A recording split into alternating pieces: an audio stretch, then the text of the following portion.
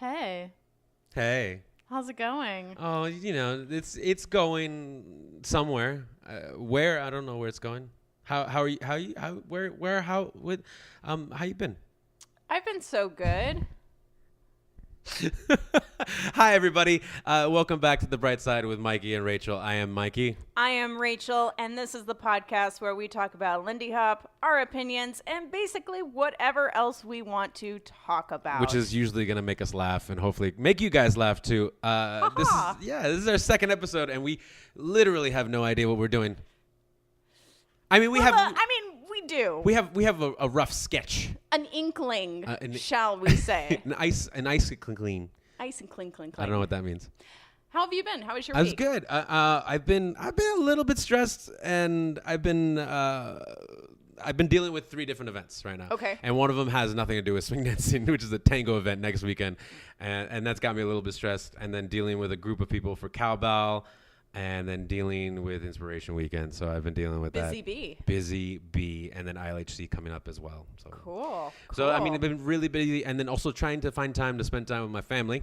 Of course. Which is always really hard.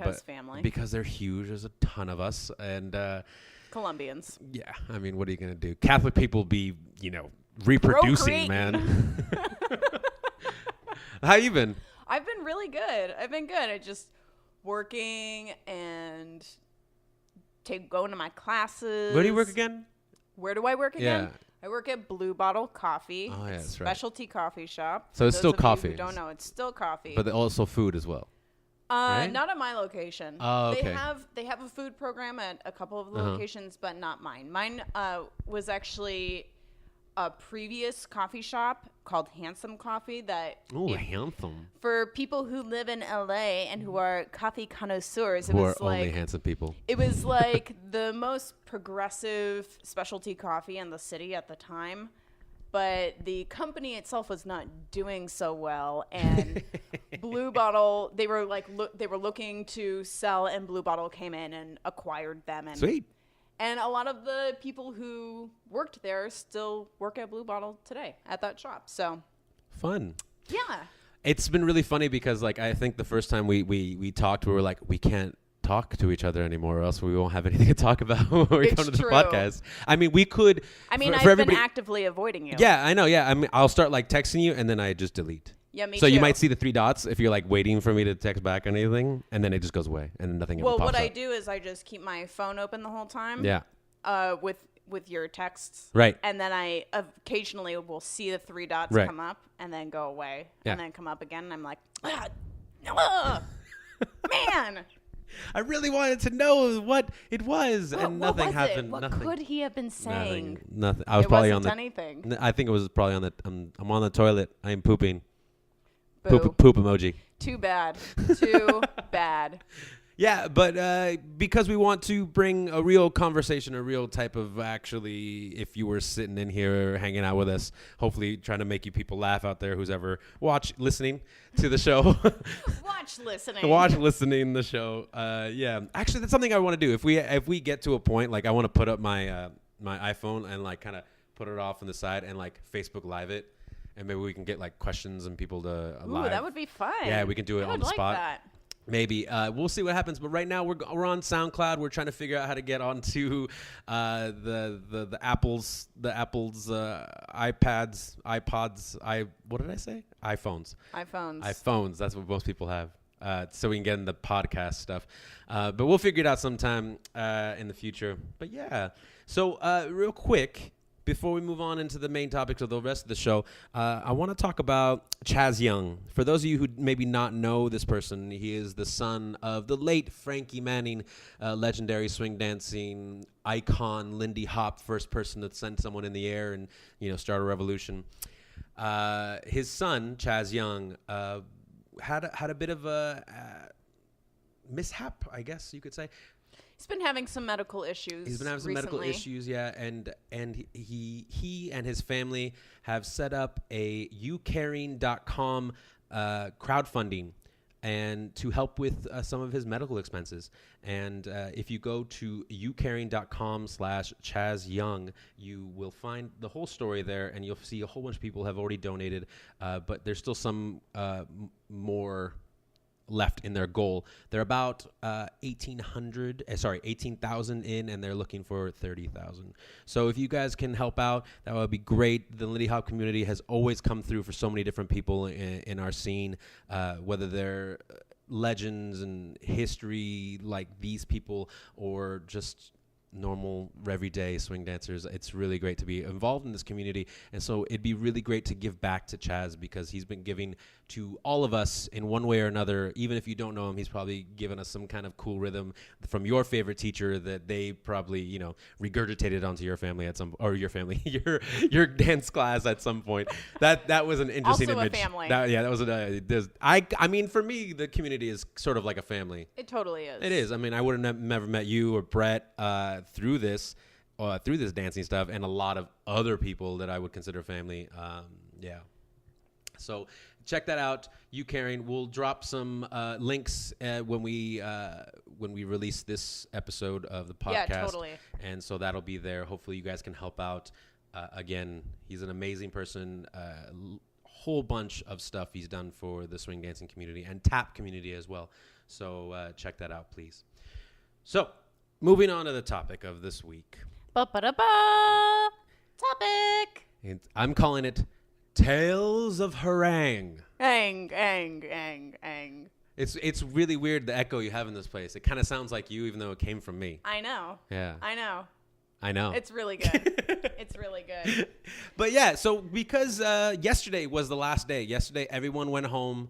The end of week 5 happened on Friday. We're recording this on Sunday.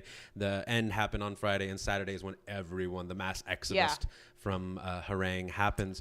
So we want to kind of keep the ball rolling on the awesomeness. I mean, we didn't go this year. I did not go, no. Yeah, but we want to talk about it because this is an amazing event. It's outside the realm of every other dance event out there, I think.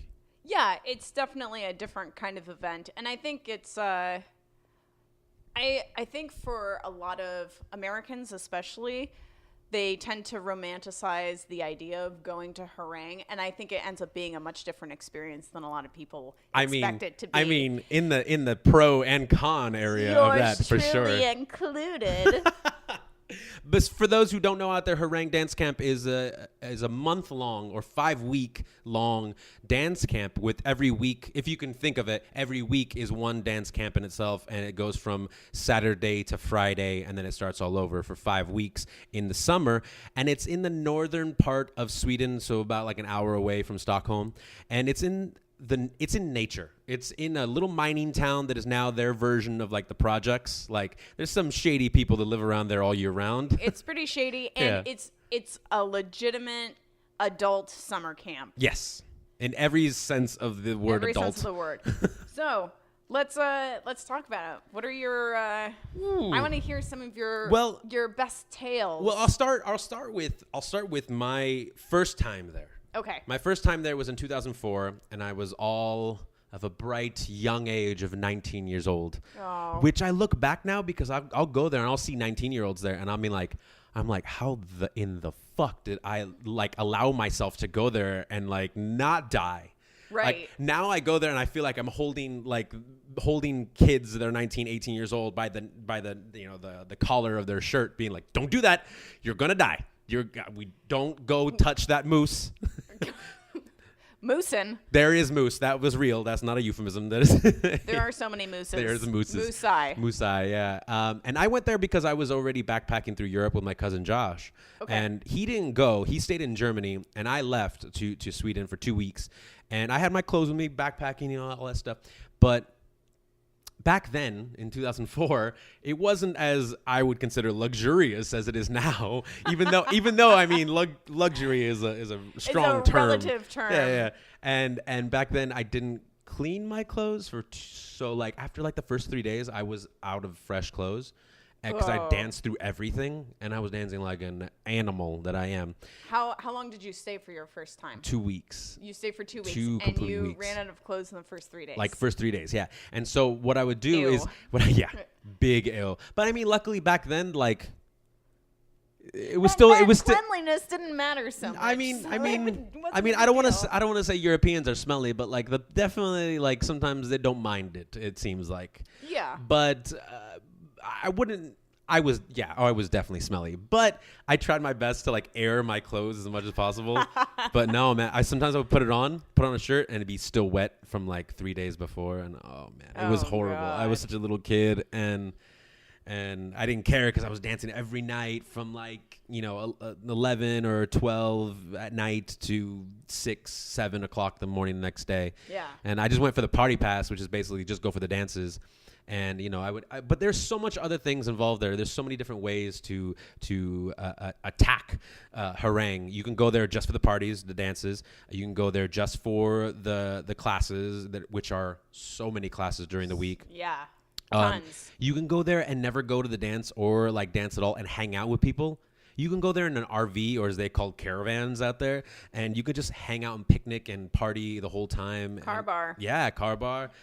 You can go there and work the entire time as a volunteer, or you can work on staff in the sense of running reception or running other volunteers or running the cleaning. Like that year I went, they were telling me that there was like the biggest surge of like or rather focus on cleanliness, like cleaning the bathrooms out, making sure that mosquitoes weren't everywhere, or if they were, there's a big mosquito problem out there, by the way. Major. And like if you slap one, you will have somebody else's blood on your hand. Like, yeah. It's a problem. It's a problem. and so like in the bathroom, you'd see like, especially the boys' bathroom. I don't know about the girls' bathroom, but the boys' bathroom, they like you slap it against the wall, and there'd just be like 20, 30 other mosquitoes slapped on the wall. So, but that year for sure, they tried to clean it as much as possible. Yeah. And now that's what I say is like, it's so luxurious now. It's like, those are like cleaned like every hour. Like that's what it seems like to me. Now, when you were 19, were you on staff or were you going just for funsies? I went just for fun because back then when I was around 19, 2004,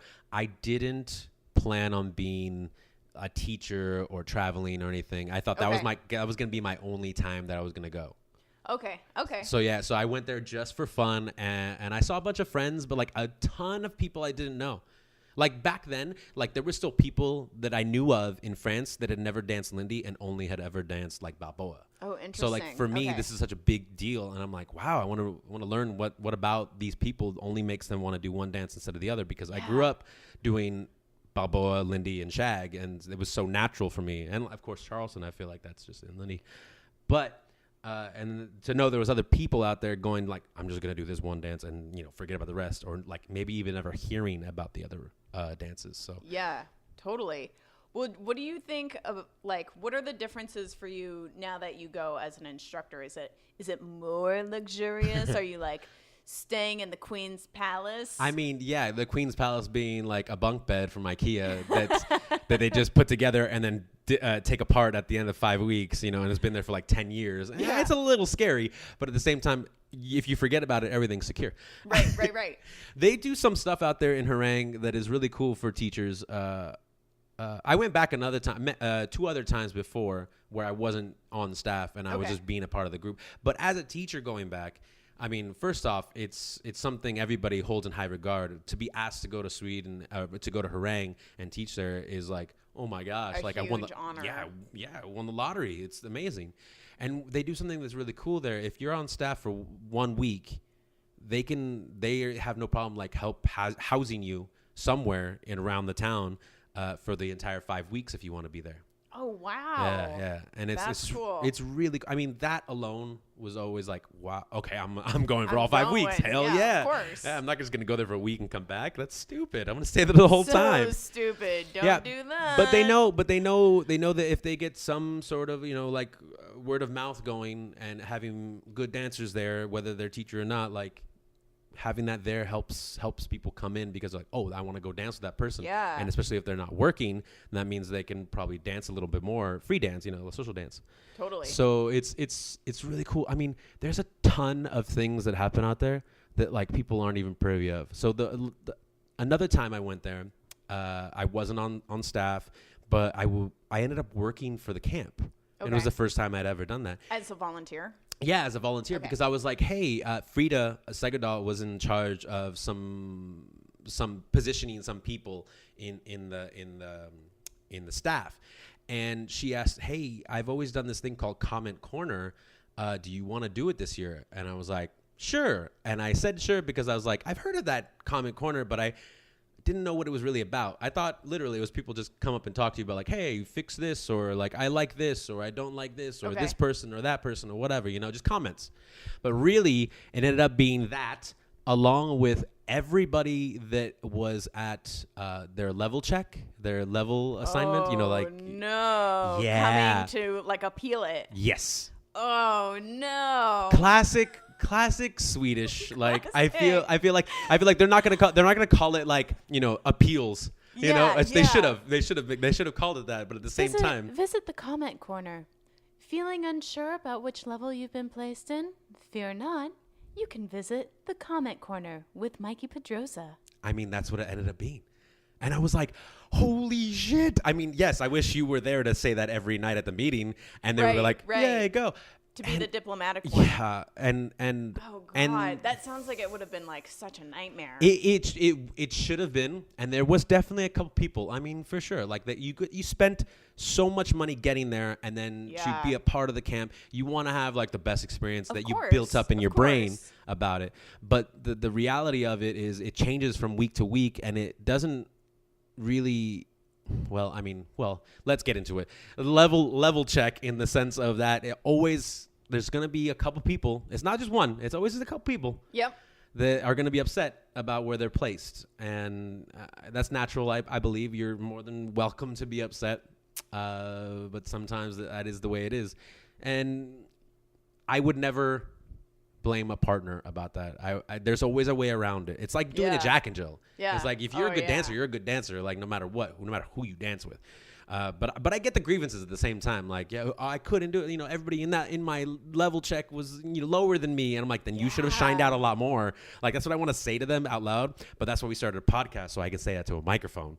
Ha! Now you actually have seen why we've started the podcast. Yeah, exactly. And like that year is dirty laundry. I mean that I haven't done since 2004 apparently. Ew. Yeah. Ew. Yeah. So I did a comment corner. Okay. For about I think 4 weeks. Okay.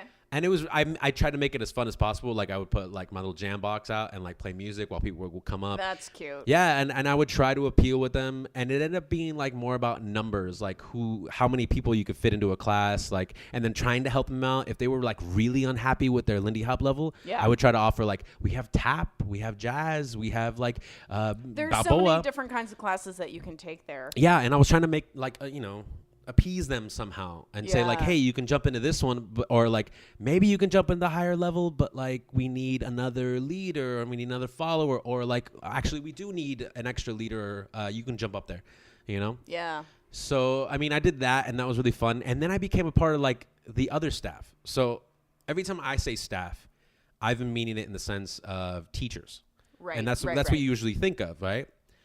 But when I say staff in that sense, like there's a Herrang staff that does all the administrative work and like the dirt jobs, and like there's so much that goes on behind the scenes with people that you have no idea about unless you're actually a part of the event. Exactly. Like the one big thing that I found out that I really didn't even notice, but it makes perfect sense, is their reception building, which is like their main hub. Yeah. Is open 24 hours. There's like at 24 hours for 5 weeks, pretty much. I think there's like 3 times during the week where it has to close down because there's a staff meeting where everybody has to attend and they can't cover it. But it's only closed for like an hour, maybe an hour or 2. That's crazy. It is really crazy. So that means at like when you're dancing up till like 6 a.m., there's still somebody in the reception just hanging out, just making sure. Waiting for maybe something to happen, whether it be negative or positive, or at the same time, just in case, someone to man a phone, someone to call authorities, or someone to call another manager in charge, or like if a pipe bursts or whatever. Someone to find a mop bucket. Yeah, exactly. It's like the speaker broke down. We need to change it. So they know who's someone to call. So finding out that, and then finding out all of their stories, because at that time, 2008 is when I went back and I figured out all these different things. And they told me some crazy ass stories, which I will get into a little bit later. What was your first experience like Rachel? Because I mean, I've heard some stories. I remember seeing you there. Yes, I was there the year you went. We were there. Now, I can't remember when we started becoming friends, but I feel like it was shortly. Right now. We're friends. Moment. We're friends. Oh High fives, these totes. We're such good friends. We're going to trade bras later. Forever. So it was in 2012. I feel like we became friends maybe like a year before that. Yeah. So we were like still pretty fresh friends. Yeah. I went with 3 other people from Albuquerque, and what had happened was there's a guy in Albuquerque. His name is Mike Wing. He is this he's basically like an old timer of the scene who he's like an older guy, and he doesn't like to be talked about. So that's why he's probably not listening to this podcast. But he just little do you know he's right behind the door.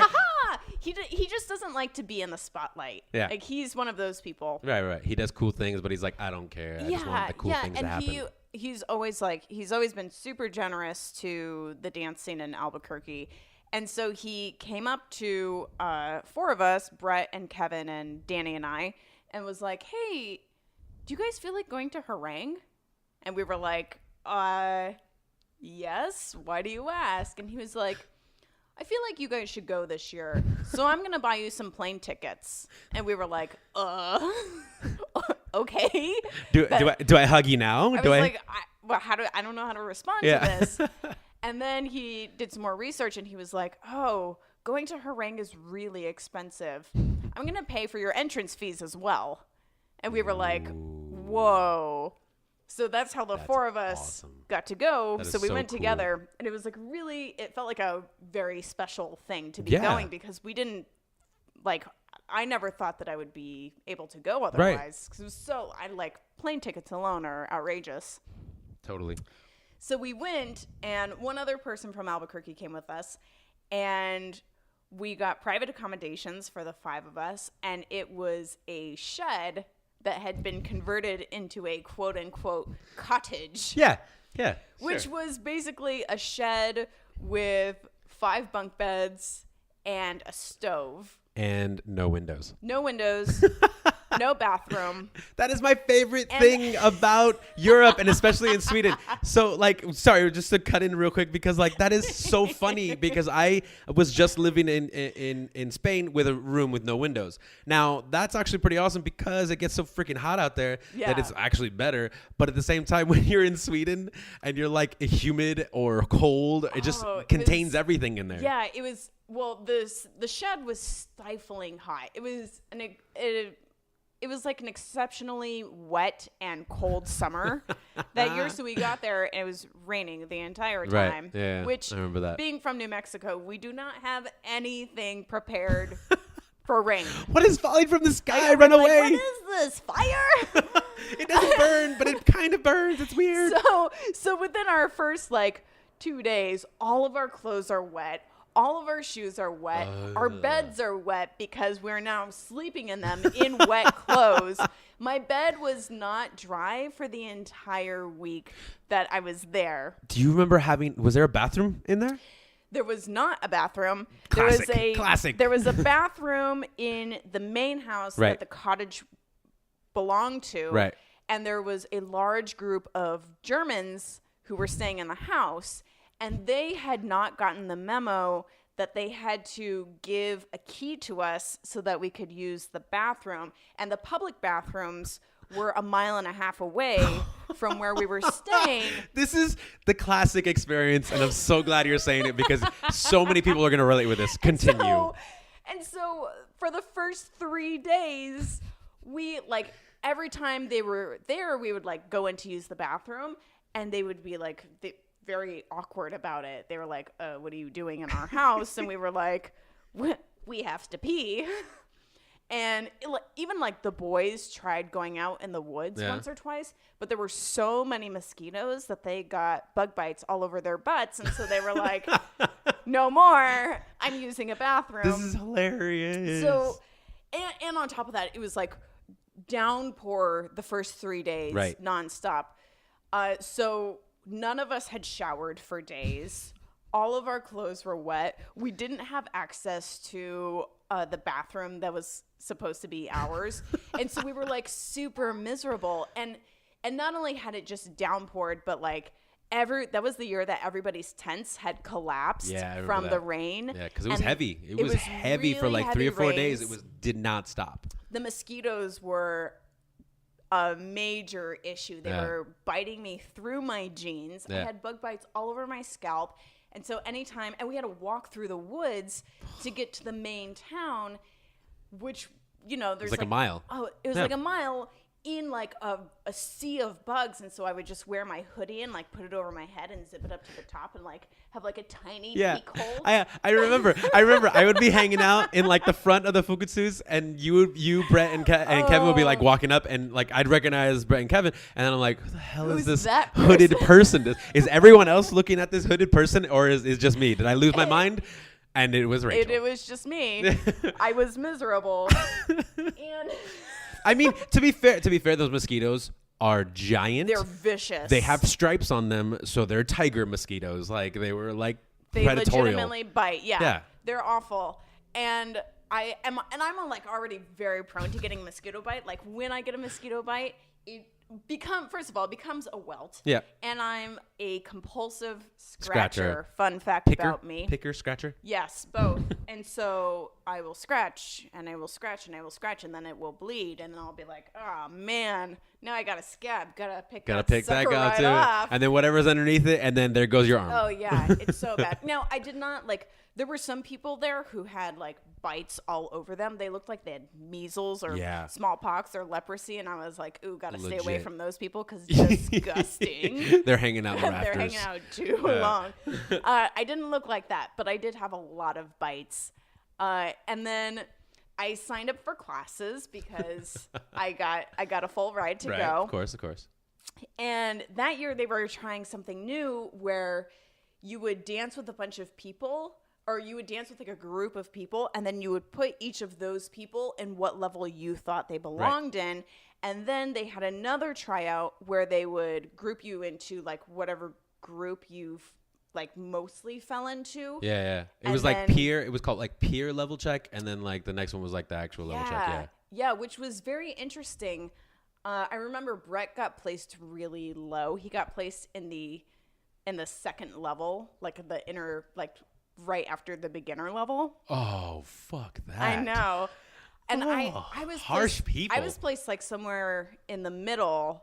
I mean, we all made it into like the top track in the end. But the classes were a very interesting experience because a lot of the Europeans were very open about criticizing me. They'd be like, oh, your hand needs to go here. And I'd be like, my hand can go wherever it wants to go. And they'd be like, well, this teacher is putting her hand here, so you need to do the same thing as her. And I was like, no, I don't think so. Goodbye. And then I'd rotate to the next person.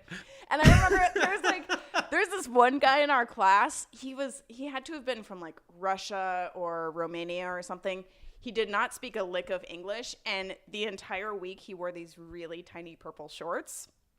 Oh, yes. I remember you telling me this story. And he would come to me, and we would dance, and then instead of like trying to say something to me, he would just grunt at me like a caveman. He'd be like, ugh. And I'd be like, was that okay? And he'd be like, ugh. And I'd be like, sweet, okay. I'm going to take one for yes and glad we had this chat. So it was like, we were only there for a week, but it was a really interesting experience because I feel like the first 4 days we were like acclimating and like, you know, unshowered and unpeed and like. I remember watching you guys like we were like struggling. Yeah. Getting used to the time change, getting used to the weather, getting used to the there's like a mode you have to be in to enjoy Herrang a lot. But those last 3 days, you guys were a lot more fun. Yeah, they were a lot more fun. I really hit my stride at like 4 a.m. Right. So what we did was we didn't change our sleeping patterns when we were there. So we would go to bed at like 5 or 6 p.m. and then wake up at midnight and then go out dancing. Because if you went dancing at like 9 p.m., there's no place to dance. It's so crowded. It was like 10. Or 10, whatever.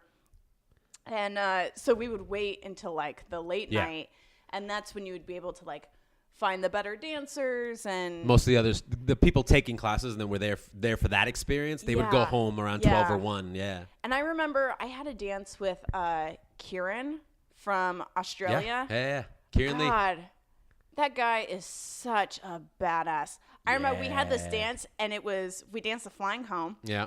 We crushed it, and we both turned to each other and we were like, that was the most magical dance. And then all of a sudden Joe Hofberg comes up and she's like, just leave it there. Yeah. Don't do it again.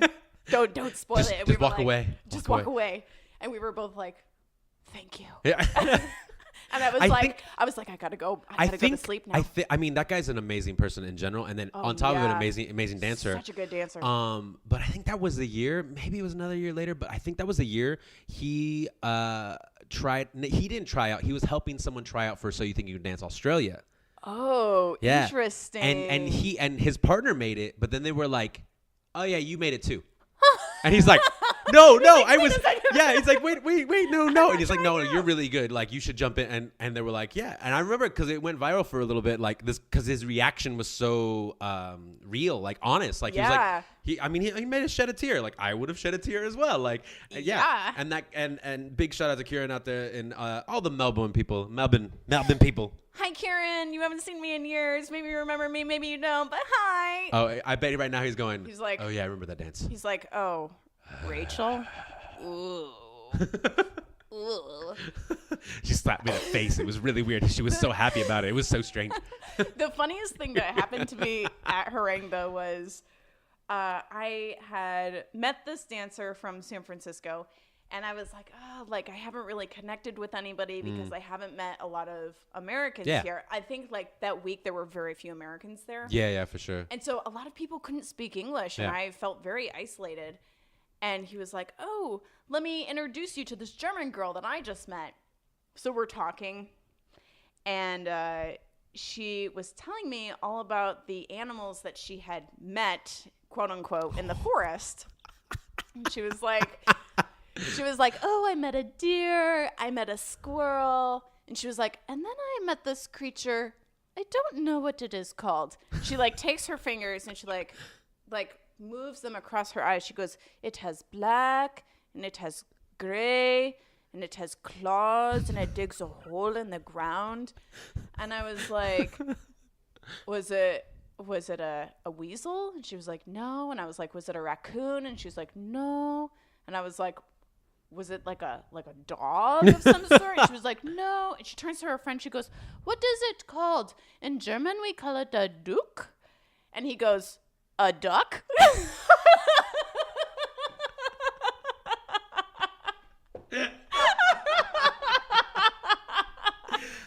A duck?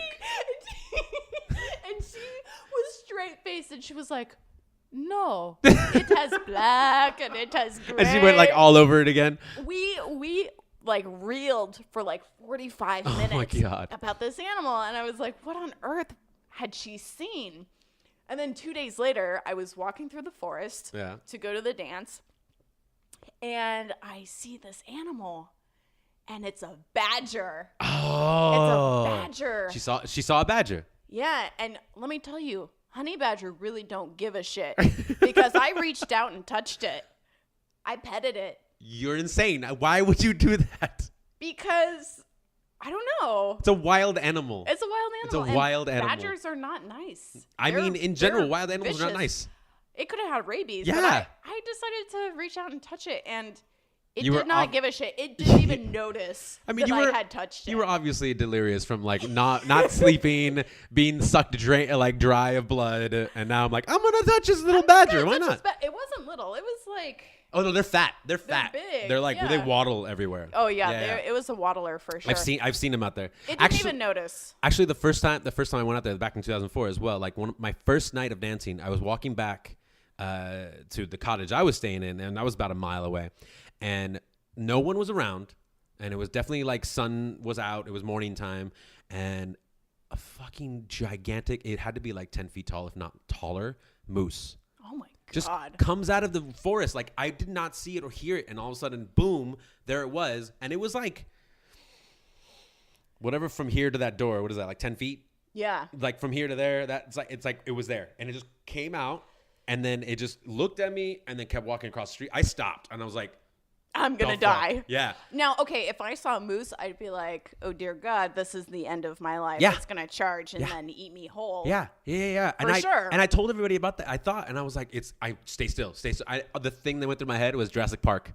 I was like, stay still. It's attracted to movement. It's a velociraptor. Yeah. So I was like, if I stay still, it won't see anything. The stupid animal. And it just walked across, looked at me, and kept going, and then just walked to the other side of the forest. So I told my Swedish friends the next day, and I was like, oh my gosh, this happened. It was like I swear to God, I was gonna eat me. Like, looked at me, and they're like laughing. They're like, oh, come on, like, it's a moose. Like, they're stupid. They probably looked at you. It probably looked at you and said, that tree looks funny, and then like probably walked on. And I was like, okay, cool. So I have nothing to worry about with moose. That's a funny tree. Yeah. Why is it so short and brown? And also covered with sweat. Why? Oh, God. Oh, the other thing was because it had been raining so much that year, there were slugs everywhere. So every night when I had come home, because I had to walk a mile through the forest, I had slug bits all over the bottom of my shoes. Yeah. That was gnarly. It's really funny because it changes from year to year. Like this year, I've heard so many things, and like I think the last year I went, it didn't have this problem, but it varies from year to year. So like that year was the slugs, and this year was the frogs. Oh, there's a bunch of little baby frogs. Yeah. Well, these were no little baby slugs. No, these are like 7-inch long slugs. Yeah, and like fatty too. They're fatties. They got some meat on them bones. Yeah, exactly.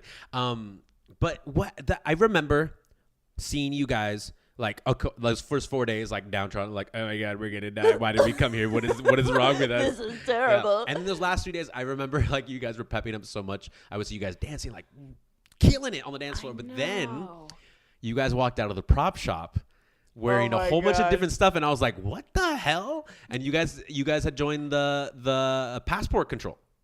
Right? You guys went out to go, or you guys, didn't you? No. I thought you guys like joined that and were like, we're going to go check on this class and we're going to go do this. Or you guys were just dressing up. Oh, yeah. No, it was Danny and I had gotten reeled into passport control for some reason. That's what I thought. Oh my God, I totally forgotten about that. Oh no. Okay. So this is what happened was, so every year they have like a theme night for like a costume party. And that year it was like, it was Pirates and Parrots. Right. And we were like, we didn't bring costumes. Are you kidding me? Like, my suitcase is the size of my thumb. I can't fit a costume in here. And so we went into the prop shop. Of course, they didn't have anything. And so I, like, grabbed a bunch of stuff. So they had, like, an old bike helmet, like those really round ones. Yeah. And then I put on, like, some sort of white vest. This, like a padded, it kind of looked like a life jacket. And then I found a wand. And on top of that, I had a really bad mosquito bite above, like on my eyelid, and my eye had swelled shut. Did it really? I don't remember that part. That sounds horrible. I have a picture of it on Facebook.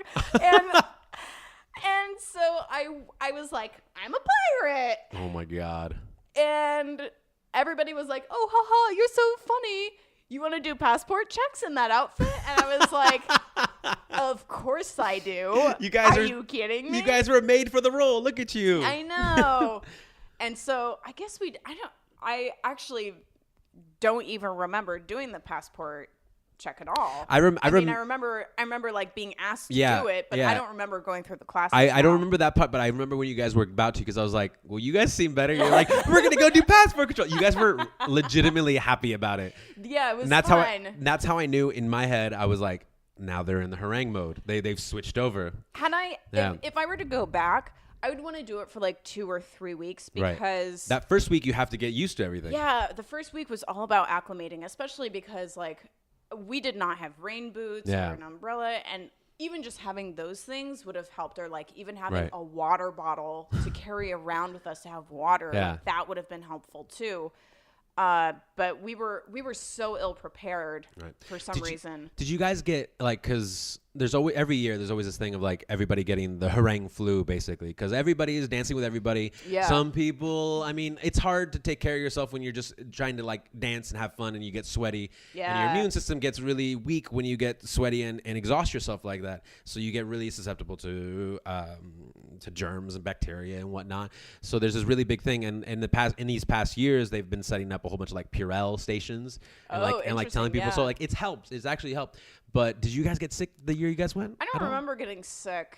If I did, it was just like a cold, like once we came home. Right. But I don't remember actually getting sick. But I like every year after Lindy Focus, I'm almost always sick. Yeah, I mean, yeah, exactly. That's the same thing. Like something like Lindy Focus, where there's a ton of people. So many like, people, so I have a story. This is gonna be hilarious. I didn't know if I was gonna say it or not, and I'm putting out my hand because like I should stop myself, but I'm not, and I don't really care. So there's one year that I was dating this one girl. Hey-o. And here's the thing about this one girl. Like, there's so many red flags came up while we were dating, with bunny ears in there, dating. Shocker. Yeah, and she wasn't there. She was here in the States, Okay. but she wanted me to call her or text her or like Skype her like every day, if God. not twice a day. Like, and she would get upset if I didn't. And so like I started getting sick, and I was like, I can't. Like I just like sick, like the flu type thing, like just getting a cold. And I missed like a day. Because I was in bed and I was like, forget it. I'm not going to do anything. And then I'll just text her tomorrow. It'll be fine. She got so upset and I got sick and I was like, I'm not handling this stuff anymore. And then after like 2 days of her just yelling at me constantly, I was just like, I'm done. So I broke up with her and then I was like away from everybody. While I was in Herrang and I was still there for like another week. And I broke up with her and then it was like for 2 days, I didn't come out. I was sick and I was like, I'm just going to get better. And then leave the last like 3 or 4 days for me just to have fun. Okay. And so that happened, and everybody thought I left, and everybody had seen me because I broke up with her over the phone while walking around the front of the focus booth. So apparently a bunch of people had heard what was happening, and they were all kind of pieced it together, and they thought I left. They thought I left the camp. They were like, Mikey's gone. Like, he broke up with his girlfriend, and he's like in the forest or something. And so I found out all this stuff when I come back after 2 days, and I'm like, no, guys, I was sick, and yeah, I broke up with it, but now it's right. And then for those like 3 or 4 days, I raged so hard. Like every night, every day, like every night to morning time, like I was going to the Blue Light, which was an offshoot, like it was a little bar in the caravan area, right? Yeah. And I would go there, and man, I accumulated such a tab there. And and they were having, and that was the year there was a wedding there, a legitimate wedding. Oh yeah. Yeah, and the Blue Light catered it. It was like real cheap stuff, and so I just drank a ton of that. And oh man, so much messed up stuff. But that wedding was my last night there, and I went too crazy. And I didn't tell anybody where I ended up. And I have this thing. I don't know if you know. I have this thing when I get drunk. I kind of just ghost. I just like kind of. I go on adventures. You just buy. Yeah, and I ended up back in the teacher's lounge, and I was like, I'm just gonna nap here, and then I'll wake up. And then I told reception in my voice. I sounded. Excuse me, I'm going to be in the teacher's lounge while I am sleeping off this dreadful headache. And if you need me, as the driver is going to take me to the airport, please come and reach me back there. Thank you. And apparently I was like, I'm going to be in the back. If you need anything, bye. Okay? And they were like, you said something, but we don't remember. And then they spent like 2 hours looking for me, and I completely missed my flight. Oh, no. $800 later. Bye. Finally made it back to the States. Oh, bummer. Like I only like I missed, like I was like 4 hours late coming into LAX. But yeah, like that's hangover impressive. The whole way there, trying to figure it out, and then getting flying and being hungover. I could only imagine. Would be. I mean, it's fun. It's a hell of a trip. I mean, drinking's a hell of a drug, and I've been to hell and back many times. But yeah, so I mean, as you can see, everybody out there, like Herrang is an amazing place, and it really depends on how you do it. To depend on how you're going to do it. Like I think some of the things we were talking about, like spending a couple weeks there, if you can. There are opportunities that they have. You can volunteer there for a week, and then we'll get you the next week, and you can take classes or take a party pass.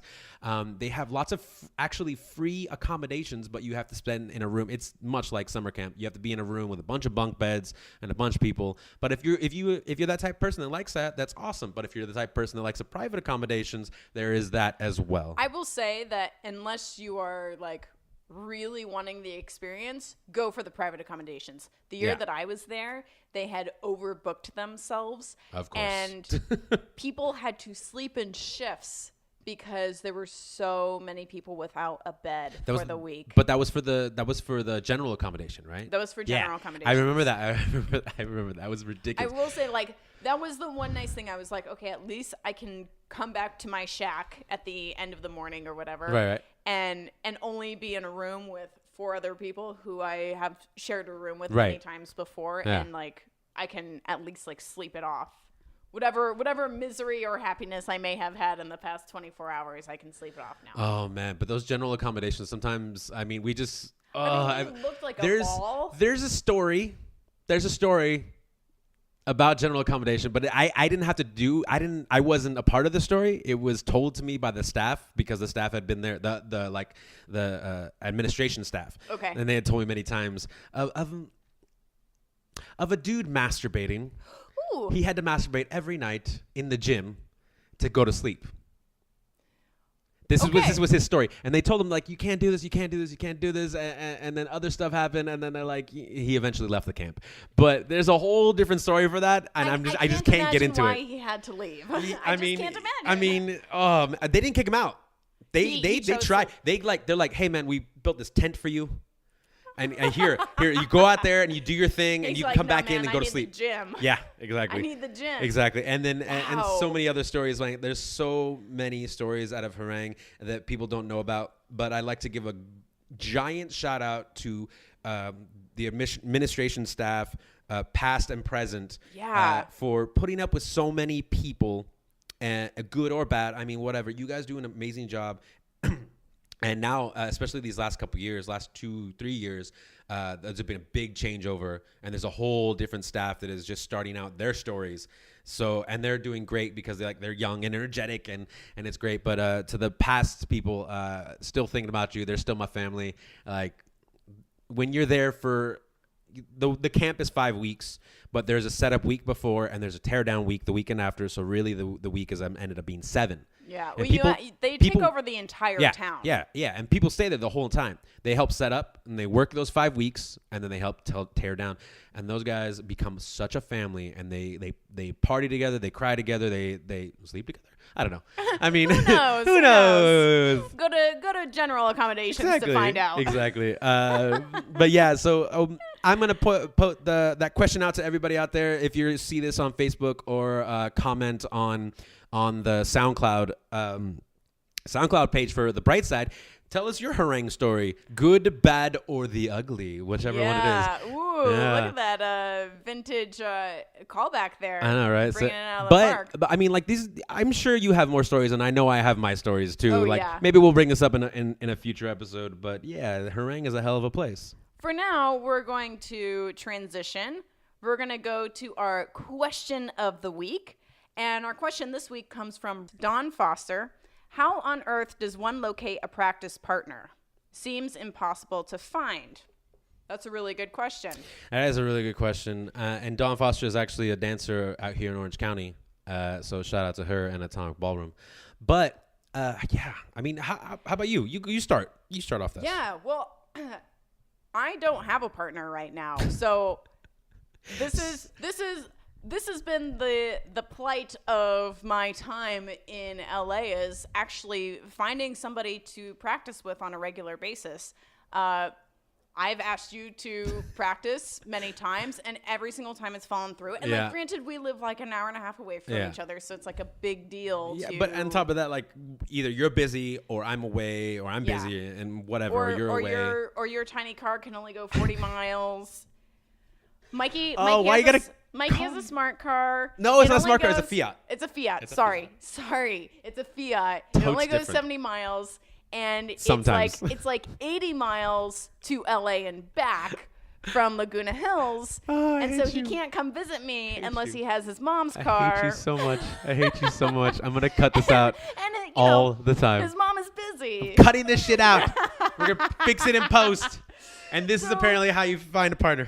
So, I mean, like, as far as finding a partner, even just to practice with, I would say like just finding someone who has similar goals as you, or even just someone who wants to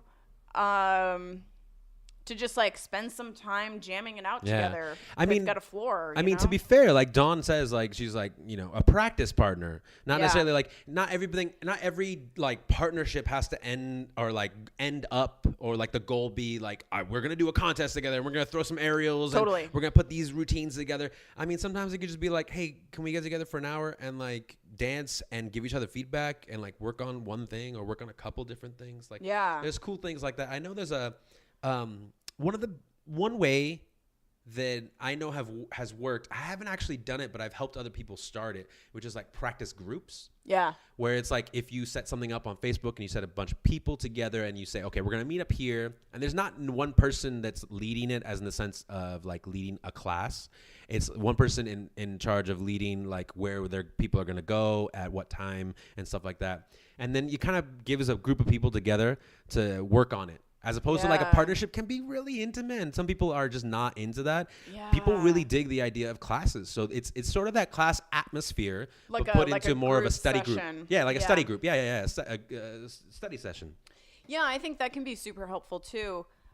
For me, I personally like having the one-on-one. The one-on-one because I get the undivided attention. Yeah.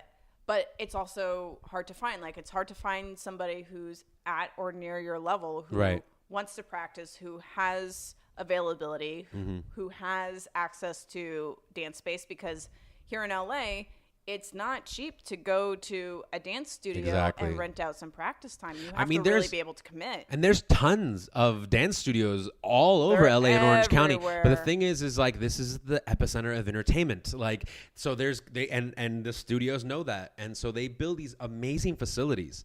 Like Evolution Studios, like that place is amazing. Oh God. Or the Edge. In the valley. Yeah. And these places are beautiful and they're well taken care of and they know it because these people come in here and they spend like $100 and some bucks just for an hour, and it could be working on anything. So it gets a little rough sometimes. Another thing to think about when you do find a practice partner, some things I feel like people should be aware of, is that you shouldn't be ready. And I say this very strongly when I say like you shouldn't be looking for you. You should be looking to see what the other side thinks of what you're doing, not necessarily what they think of you. So for instance, if I'm working with Rachel and I'm like working on my swing out and I have this idea of I want to do this move and then have it roll into this next move, you know, like I want it to fluidly work. I have to ask you, like, here's my idea. What do you need for me to help you to do this? Not like I need you to do this so I can tell you, know, like me just telling you exactly what I need, and like you can't do that. Like, what do you think? Yeah. Does this even work? Is it something or is it nothing? Exactly. I think that's how partnerships excel is when there's that communication through something. Like if one person has an idea, whether it's a follower or a leader, and then we kind of work through it. Sometimes it doesn't end up the way we kind of imagined it or dreamt of it, but it ends up being this thing that is worked on together, and that strengthens the bond of a partnership. And so for people out there for looking for a practice partner, when you find one, be open to those feedback, suggestions, and like try your best not to get on each other's nerves, because you will. Eventually you will get on each other's nerves one way or another, whether it's that day or what, or one person is just not feeling it, or one person says something wrong, or not wrong, but says something in a weird way, whatever, and the other person takes it in a different way. I mean, there's so many different ways where we're going to get upset at each other. It just happens. Yeah. But the best way around it is to try to speak like you're just speaking to a friend, and you're just trying to figure out what they need, and then they're going to figure out what I need, and we put this all together. That's communication. No. I think for me that is actually one of the biggest challenges, is that working with somebody can be so intimate that it's like in some ways, even if it's just a practice partner, it's kind of like being in a relationship with them in some ways. Oh, it absolutely is. Yeah. You know, and you have to sacrifice, you have to compromise, you have to be open and honest, and you have to be willing to take criticism. Totally. and learn from it. And that can be really hard scary if you don't respect the person enough, you know? It totally is. And I think we're speaking from places where maybe we've been in that situation where whether it be a partnership or even a relationship, because that's the same idea. Is like, if you're not feeling strong enough, then maybe you shouldn't be looking for that feedback. Maybe you should go to a group. And that's why that can be a little bit less intimidating. And that way you can kind of speak out loud. But if you're ready for it, you have to be willing to accept that basically you're going to be dancing in front of a mirror that can talk back to you. Yeah. You know, in essence, like in the metaphor. I would also say if you can't find a partner, if you have no access to a partner, either of your level or commitment or whatever, you should totally solo dance by yourself and videotape yourself. Right. Because A, video never lies. Yeah. And B, solo dancing is going to totally help your partner dancing. Yeah. Well, I mean, video sometimes lies, because some people will say, "I just saw you on this thing," and I'm like, "No, that's a lie. That didn't happen. That was a horrible dance. How dare you?" But yes, you bring up a good point. Like, there's other ways around it, and sometimes they can be scary. Like, I mean, for us, starting this podcast was a bit scary. Like, you know me well enough that you're like, "Yeah, we'll see if we start this podcast. We'll see if it happens." Yeah. I mean, and it is scary. And here we are, you guys, week 2. Yes, we're doing it. We're doing back at it again. and we just have to. If you can't video yourself and look at it and critique it yourself, then that's the first thing you should do before you go to a partner and ask them to give you feedback or critique your dancing. Totally. And I actually think that this is one of the biggest problems that Lindy Hoppers have, is that they don't have good self-assessment. Yeah. They think that their dancing is in a very different place than where it actually is. Yeah. And I think that something that we need to work on as a community is looking at where we are in our dancing and what we can improve on in a very honest and humble way. Yeah. Because I think so many people are like, "Oh man, I just killed it." And then they see judges or instructors. Yeah. And that's when like those feelings of being upset come into play, you know? Yeah, and no, it's really good, because like I had for a long time growing up, and this is just me in general, and then kind of moves into my dancing as well, is that I had trouble with setting goals for myself, because I would be afraid if I'm like, what if I don't hit that goal? Yeah. But then through some talking it out with people, like I figured that I could achieve a new goal, because I've refocused. Yeah. So like, for instance, if like I'm trying to get better at slides, and that's my focus, that's my goal. I'm using it as a metaphor. I don't really like slides, but like, so a big V slide. Phrasing. So I'm like, I'm trying to get better at my slides, and I'm working my slides, and then on the way to getting better at my slides, I end up being way better rhythmical, like rhythm in my feet, or like, you know, making rhythms throughout my feet, through my body. Like that ends up being the focus. So, but I hit that goal. So that was my goal. It's not that never happened. It's just refocused. And I think people, like in that same sense you were saying, like people to reassess and be honest with yourself. It's okay. It's like, this is the best way to do it. This is what makes an art form. It doesn't have to be perfect. I don't have to like shoot straight and be tunnel visioned. I can shoot for a goal, and then maybe, you know, I don't want to go that way anymore. I'm going to take a strong left to rhythm. Yeah. You know? And that's what's so beautiful about Lindy Hop is the rules are not fast and steady. Right. They are so bendable and so amenable to whatever you want it to be. And then just in this other sense of, because you did talk about video, I've been watching this a lot lately. A lot of people have been videoing themselves just social dance. Like someone will hand them a phone, and like they'll say it. And I hope, if not, I'm going to say it out loud. I hope as you're doing that, you ask your partner, "Hey, is it okay if I video this? This is just for me. I'm not going to post it anywhere," or whatever you want. Like, but ask. Yeah, of course, is always a good way, and they've been videoing themselves, and they just hold it, and maybe that's the best way to do it. Yeah. If you don't have a partner, might as well dance with the people you have the social dance or at the party or whatever, and then just figure it out through there. Like you can self-assess yourself or whatever. That's something that I've been doing recently, since I don't have a practice partner right now, is that I think about stuff that I need to work on in my dancing, and I'll just work on it while I'm social dancing, and it doesn't always lead to the most fun dance I've ever had on the social dance floor. But after doing it 20, 30, 40 times, I can start to get my body to remember how this feels or how I should be moving, and then I don't have to think about it so much, and then I can have more fun. Right. Or you can focus on another thing as well if you want to. I mean, people's minds work completely different. But yeah, I mean, some way to really focus on that is going to these big events. Yes. Which are these two big events that we're going to. Me and Rachel will be at ILHC August 25th through 28th in Washington, D.C. Yeah, ILHC.com. If you guys don't know, I don't know how you started listening to us if you have no idea about ILHC. And also Camp Hollywood, which happens the weekend directly after ILHC, is Camp Hollywood, September 2nd through the 5th in Los Angeles, or LAX to be more exact. That's camphollywood.net. Not .com. Okay. .net. That's important. Yeah, that's definitely way back to 1998. Heyo. Way back when the web was just coming out. The web. And Sandra Bullock was in that movie called The World Web. Wide Web. Exactly. So, I mean... back when they decided the internet needed to be capitalized. Obviously.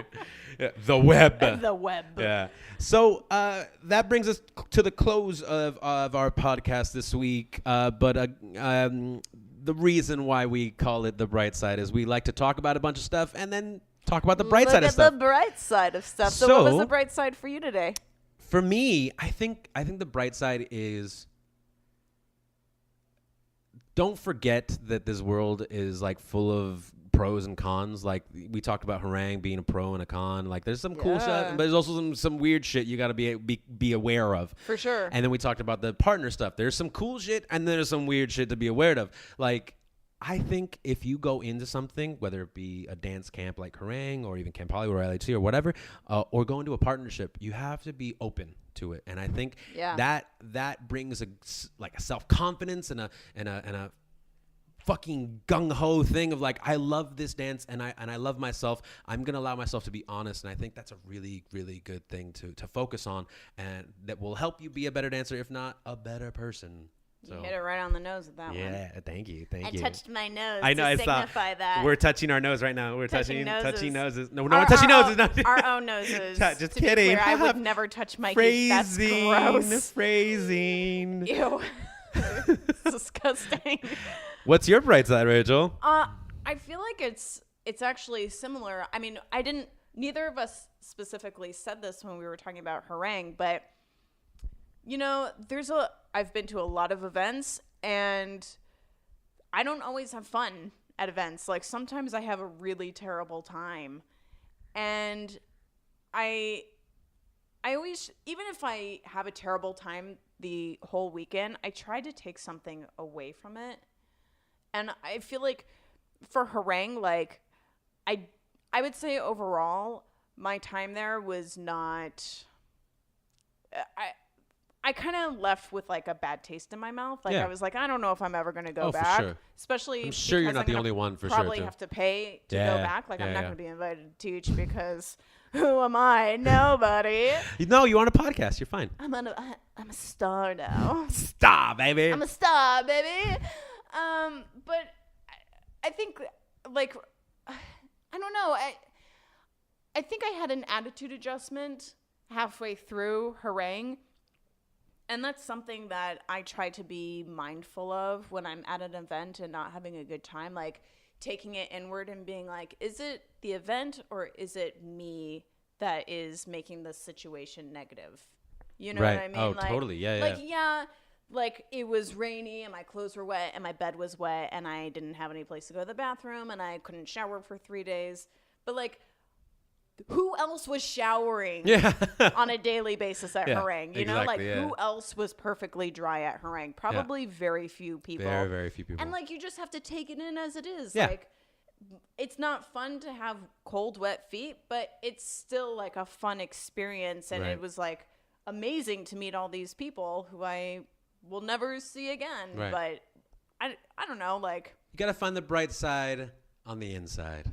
Yeah. Attitude, people. I love it. It's all about the attitude. And with that brings us to the close. Thank you guys so much for listening. If you made it this far, we went a little over an hour, but I mean, whatever. We had a lot of cool shit to talk about. We had a good time.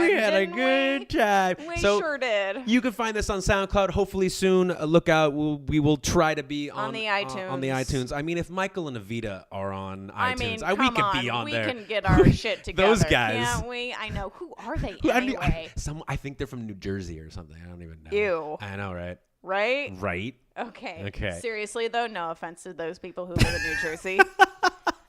If you have any questions, comments, concerns, please send them our way. If you have feedback for us, please send it our way. We want to hear. We want to improve on the podcast. We have a Facebook page that is up right now. It is The Brightside with Mikey and Rachel. So it's really cute, you guys. You should go take a look at the pictures. We're just poking noses. Real cute. We're strangely like kind of a brother and sister. It's really funny. It's a very cute situation. It's really funny. We got going on over here. So if you guys want to leave a question for us for future episodes that we will try to answer, maybe next time we'll just go through a bunch of questions as opposed to we really have a topic. So we'll see what happens. We could do whatever we want. We can do whatever we want. We can end it right now. Bye.